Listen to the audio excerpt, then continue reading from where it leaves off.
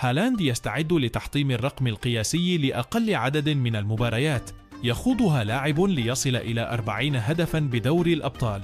بعد 3 أيام من إصابة في الكاحل أثارت شكوكاً حول قدرة إيرلينغ هالاند هداف مانشستر سيتي على المشاركة أمام يونغ بويز السويسري.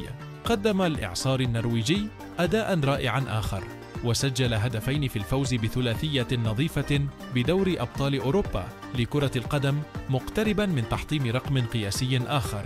وسجل هالاند حتى الآن 39 هدفاً في دوري أبطال أوروبا خلال 34 مباراة، ويستعد لتحطيم الرقم القياسي لأقل عدد من المباريات يخوضها لاعب ليصل إلى 40 هدفاً، والذي يحمله رود فان نيستلروي 45 مباراة.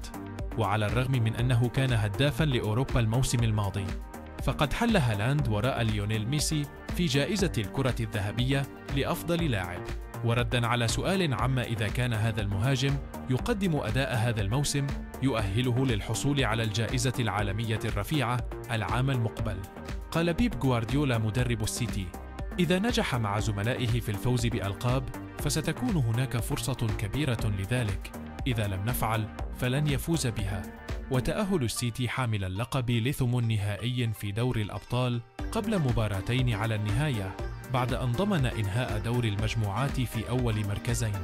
وجاء هدف هالاند الأول من ركلة جزاء، بينما وصف غوارديولا هدفه الثاني الذي جاء بتسديدة صاروخية بقدمه اليسرى من 20 متراً بأنه مذهل. وقال المدرب الإسباني: يسجل إيرلينغ الأهداف من داخل المنطقة ومن خارجها، فهو يتمتع بهذه الموهبة، وهذه ليست المرة الأولى التي يفعل فيها ذلك. نعم، كان هدفاً رائعاً. وقال غوارديولا إن هناك شعوراً بالإنجاز في انتزاع بطاقة التأهل لدور السادس عشر قبل مباراتين من النهاية، لكن الهدف هو احتلال صدارة المجموعة لضمان خوض مباراة إياب هذا الدور على ملعب السيتي. وقال أيضاً: المهمة لم تنتهي بعد، علينا أن نحسم صدارة المجموعة، أمامنا عمل يجب القيام به، الخطوة الأولى للتأهل اكتملت بالفعل. أبهرنا هالاند حقاً، وسجل هدفين رائعين.